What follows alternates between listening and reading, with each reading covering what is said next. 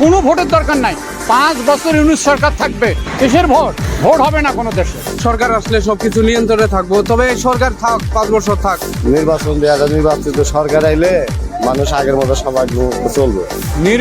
নির্বাচন যারা করতেছে বিএনপির লোকেরা বেশি বেশি করতেছে। আমার কথা হলো যে নির্বাচন দিয়ে বর্তমানে কোনো লাভ হবে না, পূর্বের অবস্থার চেয়ে আরও খারাপ অবস্থায় চলে যাবে। সংস্কার, তাদের দলের মধ্যে সংস্কার করুক, জামাত ইসলাম সংস্কার করুক, জাতীয় পার্টি সংস্কার করুক, আওয়ামী লীগ যারা দল সংস্কার করুক, তাদের মধ্যে গণতন্ত্র নাই। তারাই ব্যক্তিত্বের পরিবারতন্ত্র নিয়ে তারা করে, তাদের দল নিয়ে করে। এই জন্য আমি কোনো ভোটের দরকার নাই। 5 বছর ইউনূস সরকার থাকবে। 5 বছরের সংস্কারের পর সুন্দর সাবলীল একটা মানুষ যেন ভোট দিয়ে বলতে পারে যে আমি আমার ভোট গেছি, এই ভোটটা আমার গণনা হবে, এই ভোটের ম্যান্ডেট এটা প্রতিফলিত হবে। তার আগে আমরা ভোট চাই না। কিসের ভোট? ভোট হবে না কোনো দেশে।